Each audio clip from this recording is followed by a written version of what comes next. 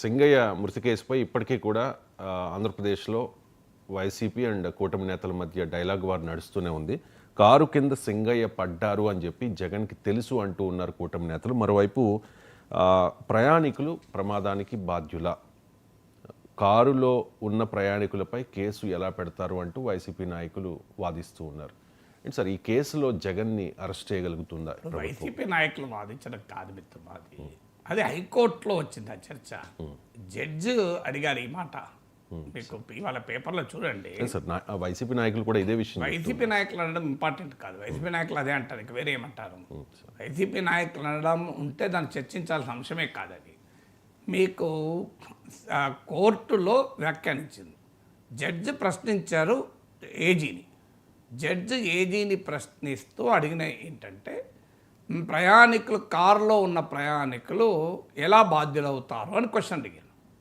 So ఇది even Jaganmohan Reddy పేరు కూడా కోర్టు తీసి పిటిషనర్లు అన్నారు. కారులో ఉన్న ప్రయాణం చేస్తున్న పిటిషనర్లు ఎలా బాధ్యులవుతారు? ఇప్పుడు కారులో యాక్సిడెంట్ జరుగుతుంటాయి రోజు, ఇలా అన్ని జాగ్రత్తలు తీసుకున్న తర్వాత కూడా యాక్సిడెంట్లు జరుగుతాయి కదా అని కోర్టు ప్రశ్నించింది. రాజకీయ పార్టీలు ఒకరికొకరు ఆరోపించుకోవడం అనేది పెద్ద అంశమే కాదు. సమర్థించుకునే వారు, వ్యతిరేకించే వాళ్ళు అలాగే చెప్పుకుంటారు, అది ఇష్యూ కాదు. సో కోర్టుకు వెళ్ళింది గనక జగన్ జైలుకు పంపిస్తారా ఈ సింగయ్య కేసులో అనేది ఇప్పుడు చర్చ. సో ఆ సింగయ్య కేసులో జగన్ ఏటుగా పెట్టారు. సో ఇప్పుడు కోర్టు అడుగుతున్న మౌలికమైన ప్రశ్న ఇది. దీన్ని బట్టి మనకు అర్థమయ్యేది, అఫ్కోర్స్ ఇది కోర్టులో జడ్జి అడిగిన ప్రశ్న, ఒక మాట ప్రశ్న తప్ప తీర్పు కాదు. సో తీర్పు ఇలాగే ఉంటుంది అని స్పెక్యులేట్ చేయడం కూడా సరైనది కాదు. కోర్టులు విచారణ సందర్భంగా జడ్జీలు చాలా అడుగుతూ ఉంటారు, వ్యాఖ్యలు కూడా చేస్తూ ఉంటారు. సో కోర్టు అడిగిన ప్రశ్నల్ని, వ్యాఖ్యల్ని తీర్పులుగా కానీ, తీర్పుకు ఒక ఇండికేషన్గా కానీ తీసుకోవాల్సిన అవసరం లేదు. కానీ లాలో ఫండమెంటల్ క్వశ్చన్ రైజ్ అవుతుంది. ఇప్పుడు జగన్మోహన్ రెడ్డి ఏ మేరకు బాధ్యత అవుతుంది అని. సో ఆయన కారు లోపల ఉన్నాడు, కారు ఆయన నడపడం లేదు. సో తెలుగుదేశం వాదన, ఇప్పుడు తెలుగుదేశం వైసీపీ ఇష్యూ కాదు, ఇప్పుడు పోలీసు వర్షను, ప్రాసిక్యూషన్ వర్షను, తర్వాత జగన్ వర్షన్ అని ఇప్పుడు చర్చ కోర్టులో ఉంది కనుక, హైకోర్టుకి వెళ్ళినాక ఇక టీడీపీ వైసీపీ ఇష్యూ కాదు. హైకోర్టుకి వెళ్ళిన తర్వాత ప్రాసిక్యూషన్, పోలీసు వర్సెస్ ఆ accused Jaganmohan Reddy, accused number 2. So ఇందులో ఒక కారులో వెళుతున్న ప్రయాణికుడు డ్రైవర్ బాధ్యుడవుతాడు అనేది ఒక ఫ్యాక్ట్. డ్రైవర్ది క్రిమినల్ నెగ్లిజెన్స్కి ఒక స్కోప్ ఉంది. మరి లోపల ఉన్న వ్యక్తి, ప్రయాణం కూర్చున్న వ్యక్తి ఎలా క్రిమినల్ నెగ్లిజెన్స్ అనవచ్చు అనేది క్వశ్చన్.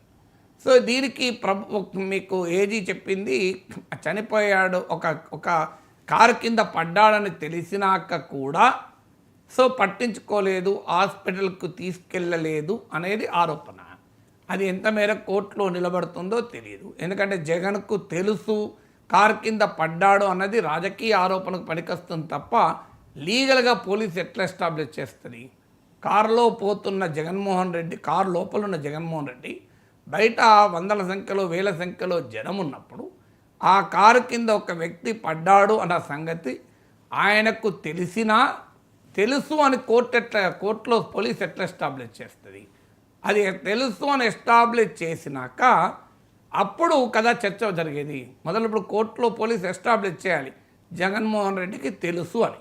అది ఎలా ఎస్టాబ్లిష్ చేస్తుంది? రాజకీయంగా ఎస్టాబ్లిష్ చేయొచ్చు, మీడియాలో వార్తలు రాసి ఎస్టాబ్లిష్ చేయొచ్చు, పొలిటికల్ స్టేట్మెంట్లతో ఎస్టాబ్లిష్ చేయొచ్చు. లీగల్గా ఎస్టాబ్లిష్ చేయడం అనేది వేరే అంశం అవుతుంది. ఇప్పుడు కొమ్మినేని కేసులో జరిగింది అదే కదా. కొమ్మినేని కేసులో కృష్ణరాజు వ్యాఖ్యలు చేశాడు, కొమ్మినేని నవ్వాడు. నవ్వడం ఏంటి? నవ్వడం అంటే ప్రొవోక్ చేయడమే కదా అని కోర్టుకు వెళ్ళారు. సుప్రీంకోర్టు జడ్జి ఏమడిగాడు? అవుట్రేజియస్ స్టేట్మెంట్ చేస్తే నవ్వి వదిలేస్తారు, ఆయన అనలేదు కదా అని కోర్టు. లేదు ఆయన ప్రోత్సహించిండు అంటే, ఒక గెస్ట్ అన్న మాటలకు యాంకర్ని ఎలా శిక్షిస్తారని సుప్రీంకోర్టు ప్రశ్నించింది.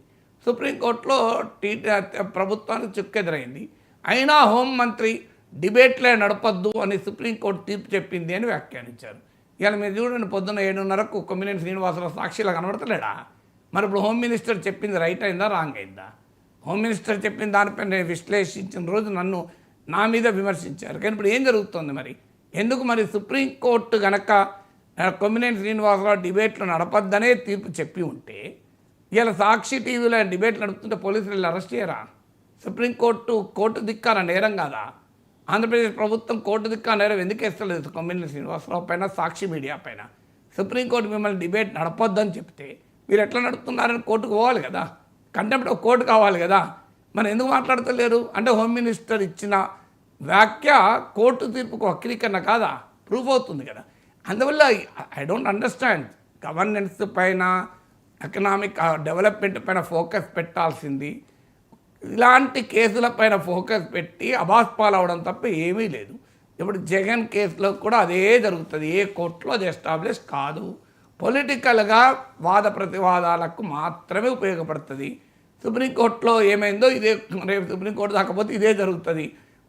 కారులో ప్రయాణం చేస్తున్న వ్యక్తి కారు కింద ఒకరు పడితే బాధ్యులవుతారు అంటే, మరి పుష్కరాల సమయంలో చంద్రబాబు నాయుడు పుష్కరాల స్నానం చేస్తున్న సమయంలో తొక్కిసలాటలో చంద్రబాబు నాయుడు కారణమని ఆనాడు వైసీపీ ఆరోపించలేదా? చంద్రబాబు నాయుడు మీద 5 ఏళ్ళు జగన్మోహన్ రెడ్డి కేసు ఉన్నప్పుడు ఏమైనా, సీఎం ఉన్నప్పుడు ఏమైనా చేయగలిగిందా? తెలుగుదేశం పార్టీ బహిరంగ సభల్లో తొక్కిసలాట్లో 5-6 చనిపోయినప్పుడు చంద్రబాబు నాయుడే చంపించాడని చెప్పి వైసీపీ ఆరోపించలేదా? కానీ ఏమన్నా అయిందా? అసలు ఈ వివేక హత్య కేసు ఏం కానప్పుడు ఈ సింగయ్య మృతి కేసు, పాపం దురదృష్టం సింగయ్య మరణం, కానీ సింగయ్య కేసులో జగన్కు జైల్లో పడతారు. వివేక కేసులోనే చంద్రబాబు నాయుడు అధికారంలోకి వచ్చి ఏడాది దాడిపోయింది, ఇప్పటివరకు ఏం కానప్పుడు. సో ఇక నీకు ఏమవుతుంది దీనిపైన? సో ఇది అవుతుందా ఏమన్నా? సో అందువల్ల మళ్ళీ ఒకసారి ప్రభుత్వం అబాస్పాలు కావడానికి మాత్రమే ఉపయోగపడుతుంది. మరి ఎవరు పొలిటికల్ అడ్వైజ్ ఇస్తున్నారో ఇలాంటి అంశాలపైన జగన్ ఎదుర్కోవాలి అంటే అసలు ఐ డోంట్, నాకేం కామన్ సెన్స్ అందని అంశం. ఎలా నువ్వు ఎస్టాబ్లిష్ చేసి ఏటుగా ఆయన జైలుకు మొత్తం ఏమన్నా సింగయ్య కేసు మీద లక్షల కోట్లు తిన్నామన్న సిబిఐడి కేసులోనే 11 ఏళ్ళుగా జగన్ జైలుకు పంపినరా? అంతకుముందు పంపింది కూడా కాంగ్రెస్ ప్రభుత్వం. టీడీపీ ఎప్పుడు చేయలేకపోయింది కదా అధికారంలో. 11 ఏళ్లలో ఈ 11 ఇయర్స్లో తక్కువసేపు ఉన్నారా? మీకు కేంద్రంలో రాష్ట్రంలో అధికారంలో ఉన్నా కూడా ఏం చేయలేకపోయారు కదా. అందువల్ల ఇప్పుడు 1,00,000 కోట్లు తిన్న కేసులు ఏం కావు. మీకు వివేక హత్య కేసు లాంటి కేసుల్లోనే ఏం కాలే. ఈ సింగయ్య మృతి కేసులో జగన్మోహన్ రెడ్డి వెనకాల కూర్చొని క్రిమినల్ నెగ్లిజెన్స్ పాల్పడి ఎస్టాబ్లిష్ చేసి ఆయన జైలు పంపగలుగుతారా? కొమ్మినేనే పంపలేని వాళ్ళు జగన్ పంపగలుగుతారా? ఎందుకు ఇలాంటి కేసుల్లో ఇంత హడావుడి చేస్తున్నారో అర్థం కాని అంశం. దీనివల్ల నీకు అనుకూల మీడియాలో ప్రచారానికి, పార్టీ వర్గాల్లో సపోర్ట్ కొట్టడానికి పనికొస్తుంది తప్ప సబ్స్టాన్షియల్